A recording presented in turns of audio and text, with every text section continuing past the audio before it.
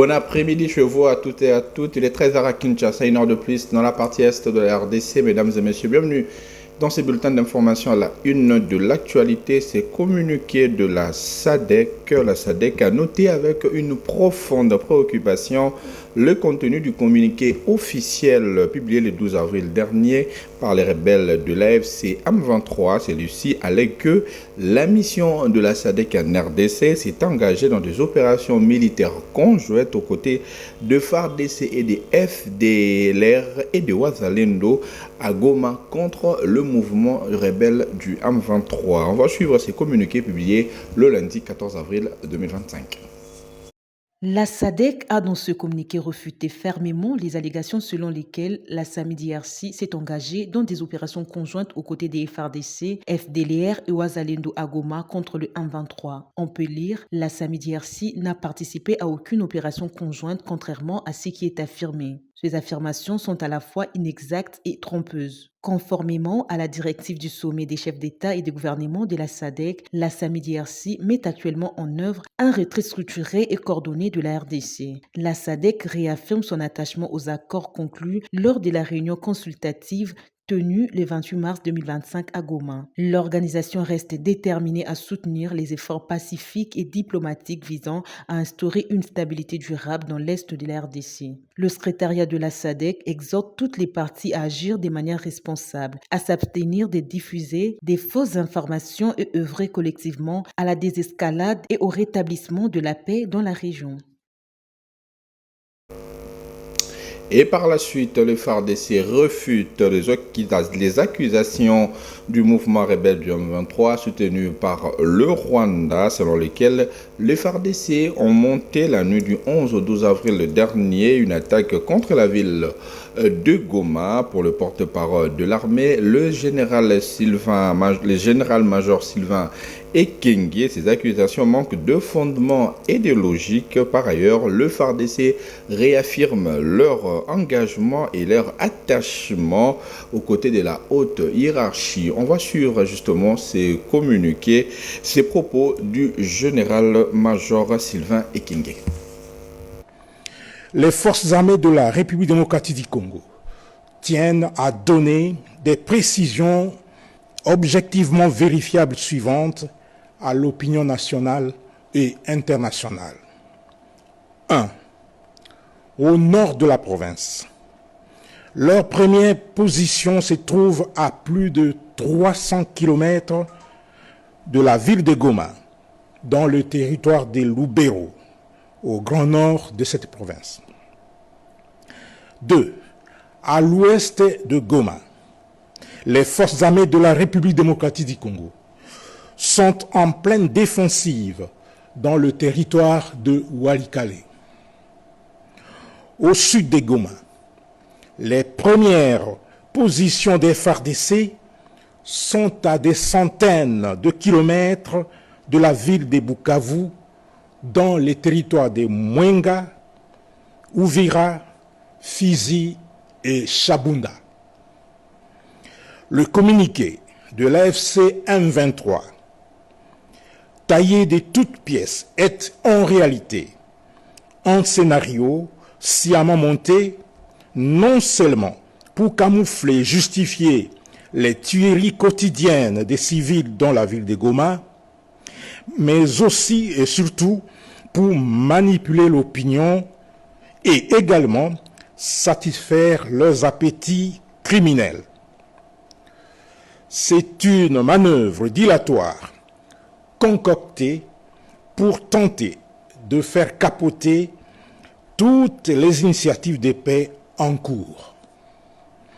Les forces armées de la République démocratique du Congo, tout en demeurant vigilantes et respectueuses des droits de la guerre, restent attachées aux engagements souscrits par la haute hiérarchie pour le retour d'une paix définitive dans l'Est de la République démocratique du Congo et dans la sous-région. C'est désormais officiel, le président togolais Faure Gnassingbé est le nouveau médiateur dans le conflit entre la RDC et le Rwanda. Le président de la Commission de l'Union africaine, Mohamed Ali Youssouf, l'a notifié au ministère des Affaires étrangères éthiopien et aux missions permanentes des États membres de l'Union africaine. La décision a été adoptée par la procédure de silence par l'Assemblée générale de l'Union africaine. Plus de détails dans ces reportages d'Affarmi Fita. Selon la correspondance du président de la Commission de l'Union africaine du dimanche 13 avril, le président togolais Faure Gnassingbé va poursuivre les efforts déjà entrepris en son temps par João Lourenço, président angolais et président en exercice de l'Union africaine. La Commission de l'Union africaine, bureau du secrétaire de la Commission, présente ses compliments au ministère des Affaires étrangères de la République fédérale démocratique d'Éthiopie et aux missions permanentes des États membres auprès de l'Union africaine et à l'honneur de se référer à sa note verbale CCP-0SC-A1.98.04.25 datée du 6 avril 2025 et de transmettre 6 juin les décisions adoptées par la procédure de silence, notamment son Excellence Faure Gnassingbé, président de la République togolaise, comme médiateur pour l'engagement de l'Union africaine entre la RDC et le Rwanda dans le contexte d'insécurité prolongée dans la partie orientale de la RDC pour poursuivre les efforts de son Excellence João Lourenço, président de la République d'Angola. D'après la même correspondance, l'Assemblée générale de l'Union africaine charge la Commission de l'Union africaine en consultation avec les parties prenantes concernées d'élaborer une feuille de route unifiée pour les processus de médiation en s'appuyant sur le progrès réalisé dans le cadre des processus fusionnés de Luanda et de Nairobi en réaffirmant le leadership de l'Union africaine dans la résolution des conflits sur le continent. Signalons que la nouvelle équipe de facilitation est composée des Uhuru Kenyatta du Kenya, Sahle-Work Zédé de l'Éthiopie, Catherine Samba Panza de la République centrafricaine, Olusegun Obasanjo du Nigeria et Galema Motlanthe de l'Afrique du Sud. Et tout à fait autre chose à présent dans ces bulletins d'information, la proposition d'Olivier Kamitatou d'instaurer un système fédéral structuré autour de 5 grandes régions, à savoir l'oriental, l'Équateur, le Congo et le Katanga, fait couler beaucoup d'encre et de salive. En réaction sur les réseaux sociaux, plusieurs politiques congolais voient une forme de balkanisation déguisée. Regardez.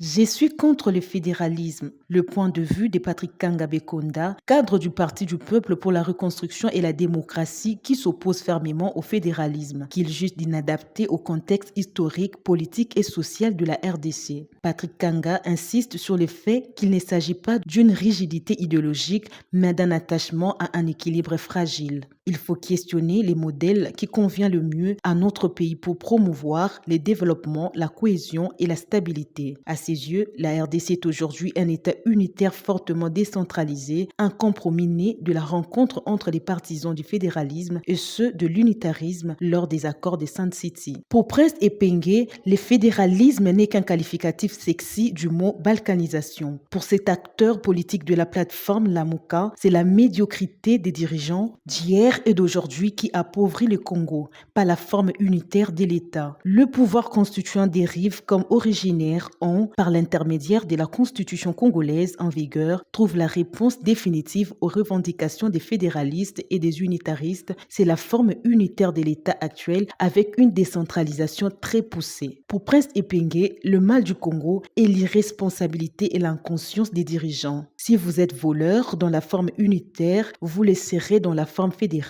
ou confédérale. Il faut dire que cette proposition, bien que controversée, relance les débats sur la décentralisation en RDC et sur les moyens de reconstruire un État plus proche des citoyens et plus réactif aux réalités locales. Mesdames et messieurs, c'est par ici que prend fin ce bulletin d'information. Merci à votre particulière attention. À 10h30, Nico Kassanda sera là pour la grande édition. Moi, je vous retrouve très prochainement. Entre-temps, continuez de suivre sur Vert Pâture Télévision.